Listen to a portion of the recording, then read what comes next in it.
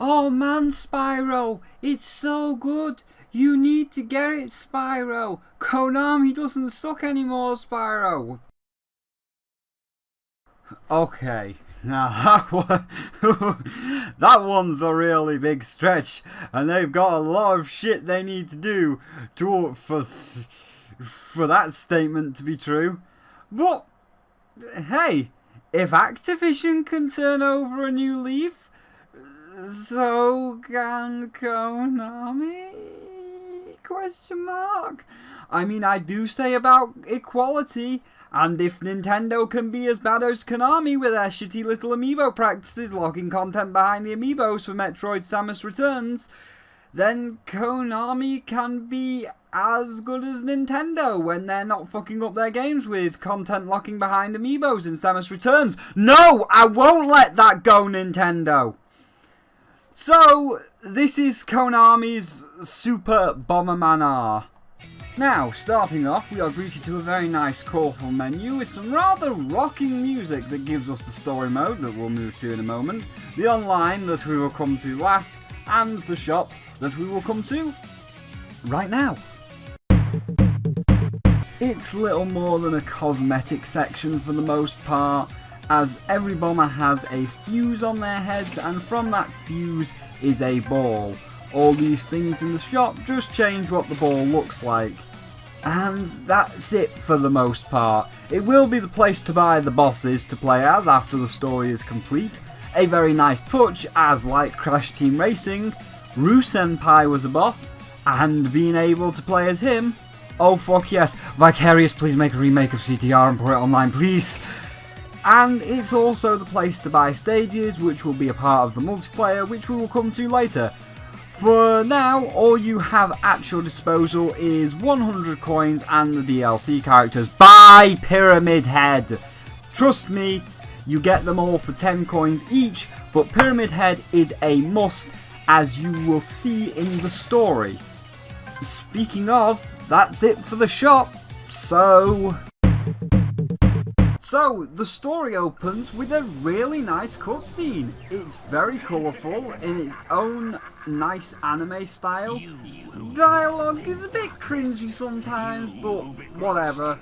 But oh shit, this looks amazing, and the voice actors are pretty decent, which is something you will notice across all of the cutscenes with every boss.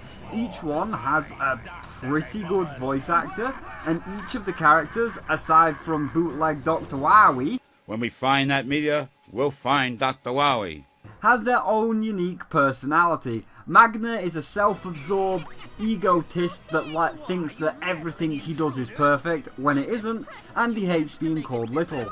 Phantom is the dark, brooding mad scientist that hates the world for shunning his morally questionable ideas. And like a certain other franchise that got rebooted recently, he had a bit of an accident, so half his face is metal. So, we get an intro of Dr. Wowie claiming how he wants to rule the world, so he has resurrected 5 evil robots to help him. Man, he really is bootleg Dr. Wowie, isn't he? Couldn't even get 8 of the buggers, and the final level is just him. He doesn't even have a castle. Don't worry, maybe your unemployment checks will allow you to get a castle, or at the very least a small series of rooms under the homeless bridge in the sequel. Now, that laugh sounded a lot like, you know it won't get a sequel, Spyro. Well, it's at this part, despite that strong opening, where the game starts to fall apart, as it goes from this really stylized, amazing, fun cutscene to this. Yeah, not saying anything, but some of them textures and them blocks and some of the moving platforms and gears in the later levels look like they were taken right out of the Unity Assets store. Not saying they are, but the graphics and the assets, if they are not, are the bare minimum effort. And as for the gameplay itself, well, the story is only there to serve as a boss unlocker. and that's it. Each mission is the same within 4 variations. Either destroy all the enemies and find the keys, destroy all the enemies as you're escorting people to a certain checkpoint, or just stand there and survive until the timer runs out. And on that little survival arena one,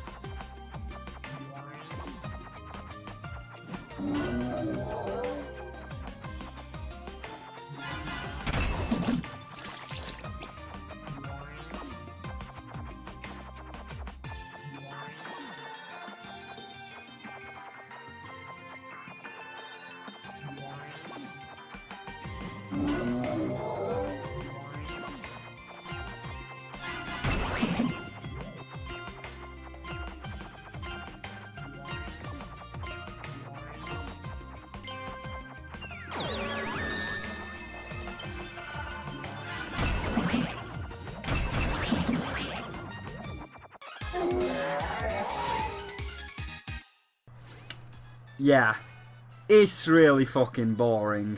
I've heard from several that it's just the single player. Of course it's kinda shit. I mean, this is AI. A normal person would be after your ass and not wandering past you like an idiot. A point well made, except we look at other games like Mario Kart 8 or Splatoon 2. Sure, the AI on 50cc or level 1 is stupid, but put that shit on 150cc or Mirror, or be on like level 20 on Splats, and the AI is fairly decent and puts up a fight, so not really an excuse. And this is the reason why I said to get Pyramid Head. First off, let's just talk about how great it is to see Pyramid Head's desecrated corpse in this game, all cute and chibi-like with an adorable wooden toy sword with no damage or blood on it whatsoever. Man, is it not so great how he's been reduced to nothing more than a meme? Then PT was scrubbed from the internet as best as possible, even though once something is on the internet it can never be erased. Then Silent Hills gets cancelled, and the abomination of Pyramid Head, that is the physical embodiment of all of James Sunderland's fears, nightmares and neuroses made real by the town, to walk its streets and violently rape and murder all things that get in its way, has been reduced to this, and the once feared, or coveted if you were going to go into the secret room and get it, Great Knife has been reduced to nothing more than a toy sword from Kingdom Hearts on Destiny Island when you're training with your friends. Well, why stop there? Let's desecrate this empty husk even further. Like, yeah, that blood red ball at the end of your fuse looks okay, but you know what would make it even better? A pretty pink sakura flower. Perfect. Now that strikes fear into all that sees him. Oh, fuck me, this is a complete embarrassment to the intellectual property of Silent Hills. However, the reason why I told you all to buy him and use him for this story mode is his special ability, as each bomber has a special ability that is on a 5-second cooldown, which means yes, you can use it multiple times in one level, and yes, you can spam it. And Pyramid Head, at least, has a great special, fitting his dominating presence within the Silent Hill games. When B is pressed, a stinger noise is heard and you will glow dark purple for 5 seconds. During this time, you are completely invincible to any and all contact damage, not range damage, and anything that touches you dies in one hit. And I mean everything, even bosses. I am Magnet Bomber, one of the 5 dastardly bombers and a commanding officer of this base! Huh? But you're just a kid. I'm not a kid! think you can make a fool out of me, huh? Now you've made me mad. Just you watch. I don't care how much you beg and cry. I'm going to crush you into little pieces. Hi, Magnet. What do you? Yep, you sure showed me. Dead, dead, dead, dead, dead. You are dead! Not a big surprise. The only thing it can't kill is the final bosses and the mechs, which are by far the most tedious and unfun part of the story. Basically, after a boss dies, it summons a giant mech which has weak points that need to be bombed. Then once them weak points have been bombed, it exposes the boss itself that also needs to be bombed. The knife does not work as it classes the boss as part of the mech. Now, you will have the first few that are annoying, but not all that bad. Magnet Spider will move side to side in a... what the fuck pattern is that? But fine. Golem is big, so it's very tedious to get to all four legs as it takes a while to get round him. Again, tedious but fine. But others like Karaoke and Plasma that have airborne stages and you will have to wait until they come down to get a chance at their weak points, and it's random when they'll come down as their attacks launch in a random pattern. Well,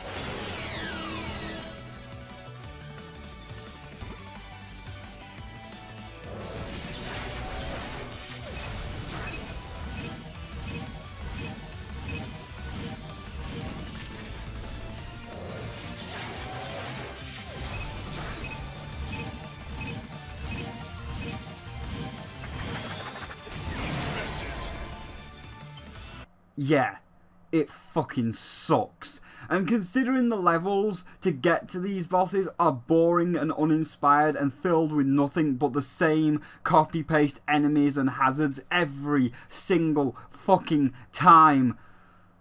Ugh. Just keep that enemy thing in mind and we'll come back to it for the final verdict.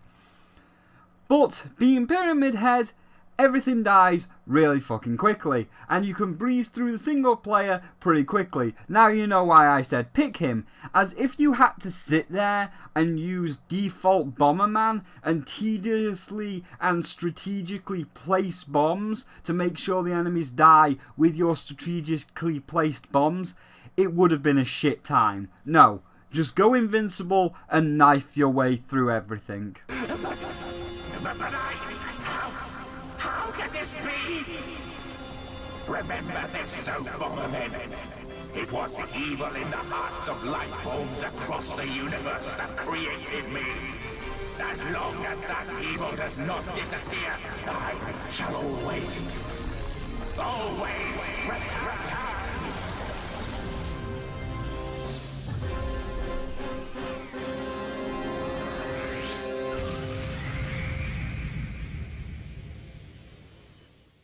What the fuck? Okay, so someone wants to rip off Kingdom Hearts as well. You're not handsome, mate.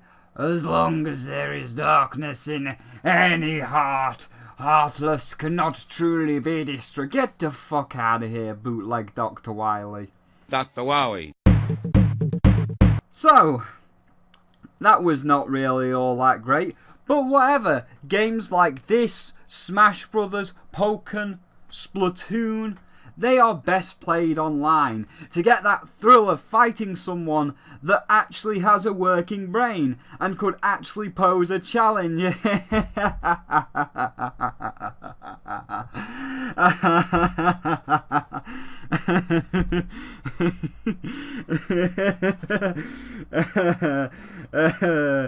No. So who remembers Jim Sterling's video on Battleborn? Mainly this bit. And nothingness. A couple of weeks ago, a friend of mine was over and was looking for game recommendations. Since she was already a fan of Overwatch, I decided to showcase Battleborn and see if she'd like that. She plays on PS4, I had a PS4 version, I decided to fire it up. The footage you're seeing now is from that very evening, as after minutes upon minutes of the game lobby doing fuck all, I quickly hit the share button to immortalise how bloody dead it was. Let's just say Battleborn did not win a new customer that night. Yeah, well, mine was even worse. There is a reason why, but I'm going to make you sit here and watch the whole thing with me to get an idea of how bad it actually is. Hello, you Dark Souls of video game platforms. It's your old pal, Insane Spyro here, and this is the Super Bomberman R load screen simulator thingy. So, let's talk, let's chat. How you all been doing today? I've been doing good. I've got ice cream right now. I just had lunch. This is a little treat while we do this.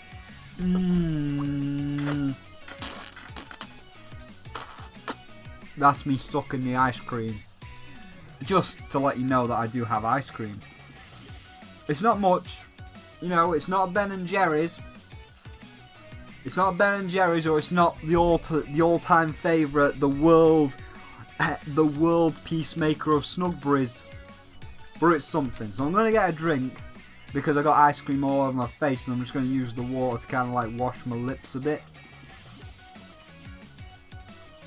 And then we'll just chat, because we're going to be here for a long time, you and I.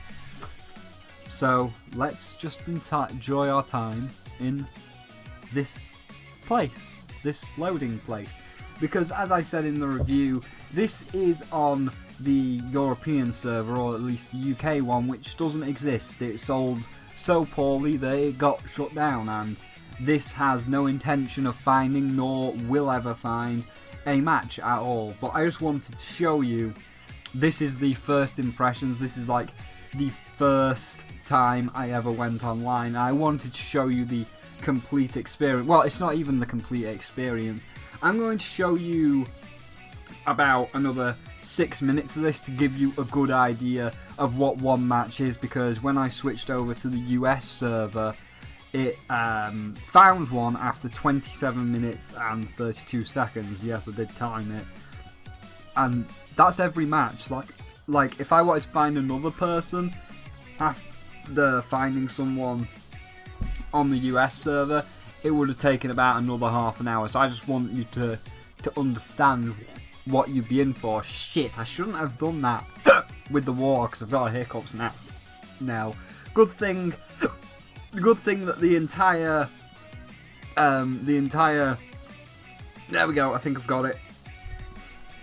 I kind of like swallowed the hiccup. I'm trying to make it fight itself, give it a feedback loop. But it's a good thing I haven't recorded the entire script before doing this, except for this bit that I'm kind of doing on the fly. So, I said the Dark Souls of platformers, obviously making the joke of Crash Bandicoot. If we've got enough time, probably going to record the last story episode of that today as well. So this'll go up about 4. I'll clear a little bit of space from all of the 4 hours of footage that I saved, and then like with that little bit of space, I'll get the Lab, Stormy Ascent, and the Great Hall done, and Cortex. And that will be the story out of the way, and I'll just quickly throw that up, and then we can do a stream for the colour gems. So I'll create like 2, 3, 4 hours worth of space, like a review sized amount of space, to just record the entire stream, and then I'll just edit out the highlights for the coloured gems. I mean, saying that, we are going to be going to the lab, and there is a chance that I could do it first go on the Let's Play, which means we'd only have to have 3 coloured gems. So I don't know like how the gem thing is going to work, but you're going to get your first taste of Stormy Ascent at least, like the initial just running through the level and attempting to get the gem. You're going to get your first taste of Stormy Ascent, and after we've got the coloured gems, we'll run through all the levels, get all of the regular gems, which will only take like 1 episode. It doesn't take that long to just go through all the levels again. And then we will do the relics on stream, and I did get a lot of feedback of people talking about the Platinum Relic, like I did put them on screen before, of that one girl that I'm speaking to who's got all of the Platinum Relics in all 3 games, so she's got all 27 in Crash 1, all of them in Crash 2, and all of them in Crash 3. So I was speaking to her as well as a few other people, and people want me to go for the Platinums. I'm still on the fence whether I will or I won't. I mean, I know some of them, like, I could easily get some of them, you know, the Boulder ones, the Hog ones.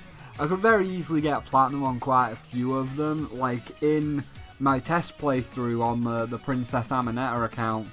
I did get 12 Platinums, like I ended up with 20...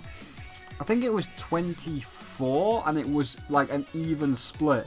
And I was like, oh man, I've got like 12 Platinums. I wonder if I could turn all these golds into Platinums. So some of the Platinums aren't hard. Like when we do the actual live stream, they'll just be like, oh hey, look, oh my god, we got the Platinum on Hogwild. Oh man, so hard, even though the pig travels fast enough to get the Platinum, you just gotta hit all the boxes along the way to freeze the timer. So some of them are gonna be fairly easy to get Platinum on. Others are just gonna be like, but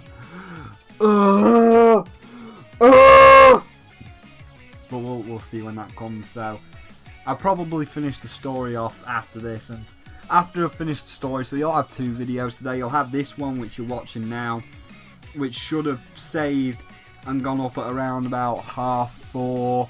Then I'll record the Crash one, which will probably go up at about 9-10 o'clock. And while that's actually uploading, Overwatch has got an update today. Summer Games coming back. Lucio Ball, yeah. So it'll be fun to play as everybody's favourite black man, being like, "Ooh, look at this team. We're gonna do great in Rocket League. I mean Lucio Ball." And it's good that they've took the gold points, the competitive points, out of competitive, and they're starting to move it into casual play, like the gold points are now going to be in Lucio Ball, so that's good. And I don't know if I'm going to cover anything. Like, I may look at the new skins and be like, oh yeah, look at these skins, these will look amazing.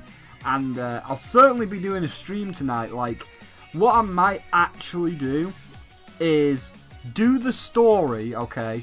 Because I know a couple of people want to see Lucio Ball with friends. So I might stream the coloured gems and just get them recorded. And then, like, once the update is out, just immediately switch the stream over to Lucio Ball. So that way, it's a continuous stream from Crash to Lucio Ball. And it doesn't really break it up. And we can just be like, yeah. And then I can edit the coloured gem stream and whatever is Lucio Ball later on tomorrow. And I mean, I've still got 1 review left after this. I mean, I've got a few reviews left after this, but I've still got 1 review that is already half typed out after this, which is the Magikarp one, which is going to be quite good. Like, I was writing the script and I had a few fun ideas, and I was like, oh man, I don't know how this would work, because if I did, the description is just going to be a mess. Like, it's just going to be a million links in the description. But I do kind of like that idea, and I was thinking of going 1 step further, but I don't know how far I'll take that joke. But I'm certainly going to take it a little bit of the way, and there's going to be a montage at the end. So yeah, that's the thing. And we have still got, like, I'm looking at the timer now, we've still got like about a minute left. So this is Bomberman R. This is what we signed up for. This is what we paid £50 for. This is a $60 game that doesn't even work. Also, I'm going to bring it up in a moment, but if you just look in the top right there, if you notice, I am a B rank in the competitive scene because Super Bomberman R has a competitive mode. I mean, if I could find enough people, I guess I could be a Grandmaster at Bomberman R, because no one would oppose me, because I'm one of the only ones playing. But of course, it's finding people. Anyway, that's the end. I just took another lick of the ice cream. Because I can see that we're coming to the end, so we're gonna go back to the review now, and there's only like 2 clips left, so you've only got about another 5 minutes of this review. I record it in sections. When we come back, you're going to be on Bomb 8, and then there's just Bomb 9 and 10, and 9 and 10 are the final verdict, so you are pretty much at the final verdict. I just wanted to show this. But anyway, thank you all for listening to me ramble, and I hope you enjoyed this connection. So that was once. Now, there was something about that time. So after changing one setting, and after 27 minutes and 32 seconds the second time, yes, I counted, I finally found someone. And this was the entire match.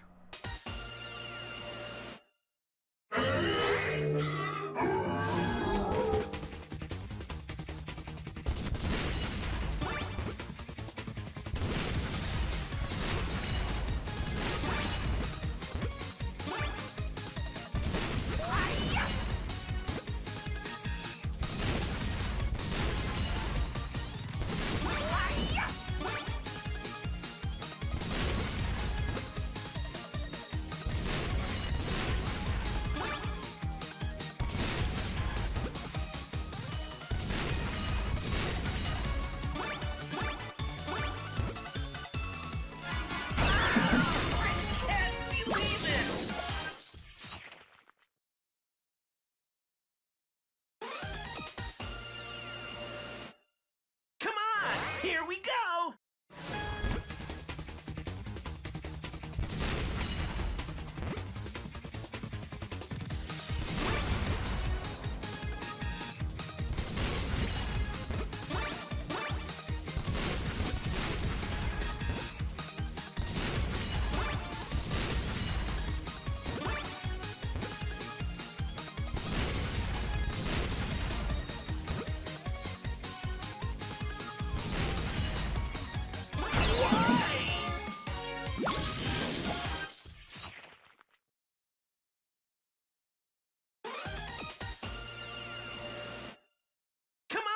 Here we go!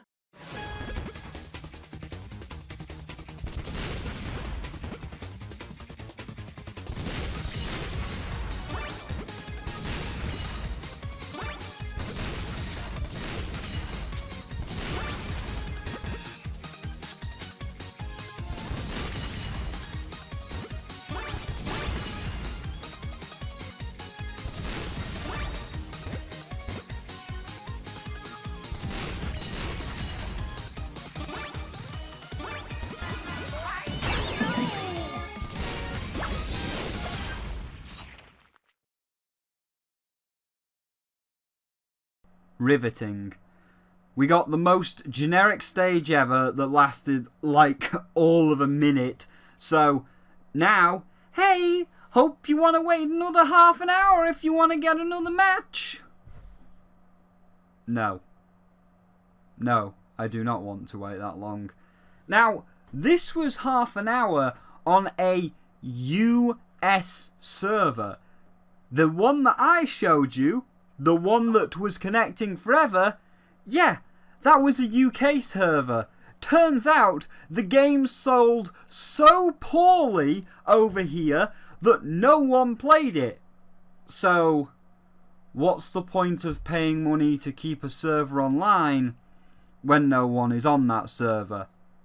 Yeah, that's the reason it was taking so long. It was looking for a server that it never had any intention of finding nor connecting to because it does not exist at all.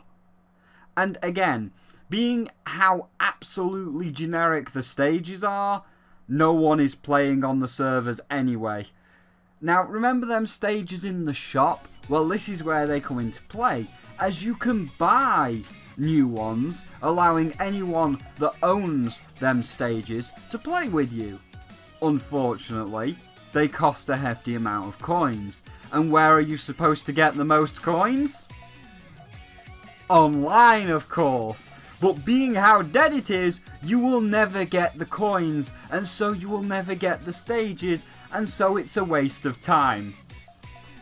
Oh, and here's the biggest hilarious thing. There is a ranked mode.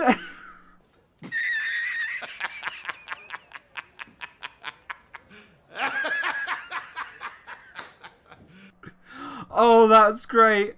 Oh, Konami really thinks it's got something that could rival the competitive scene of Mario Kart, Splatoon, Overwatch and Paladins.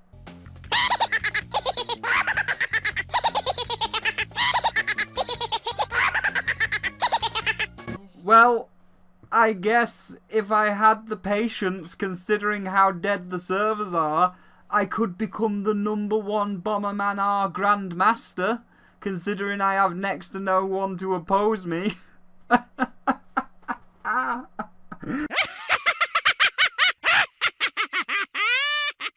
So, my final verdict for Super Bomberman R is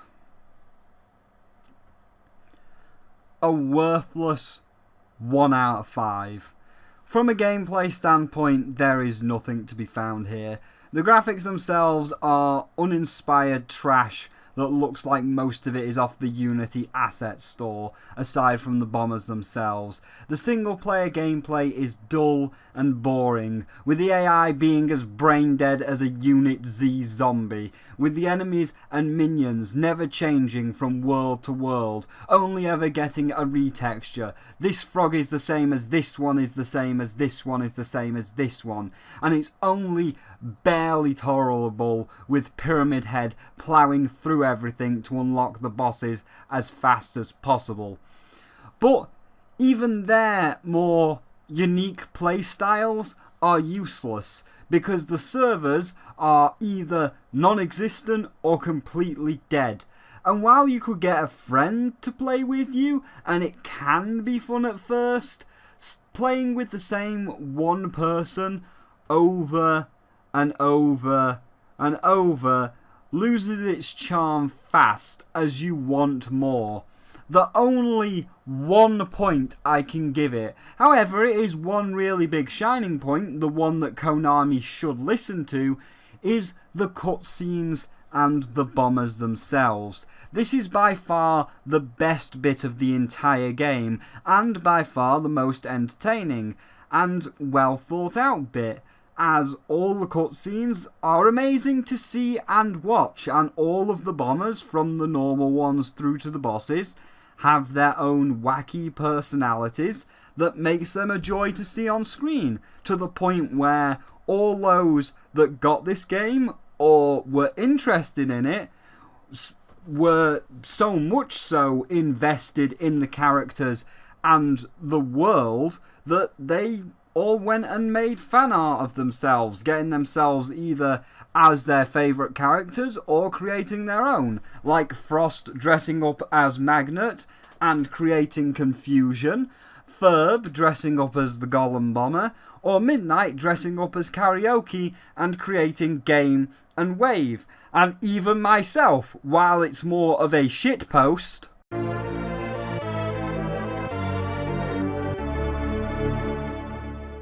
I still joined in and created the slutty, dumb, blonde bimbo that is Ballerina, because the prospect of the characters and the world is far more interesting than the shitty asset store game that they made, like these two cutscenes, for example.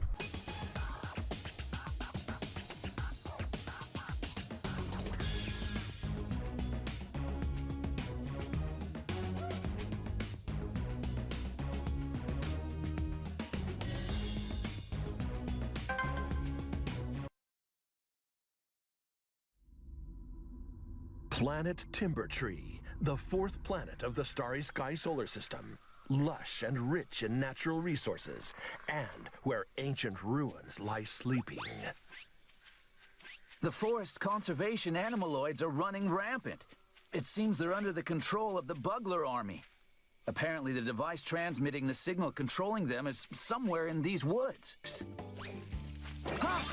What's wrong? Nothing. Never mind. Anyway, all of you stick close to me. Wait, robot snakes?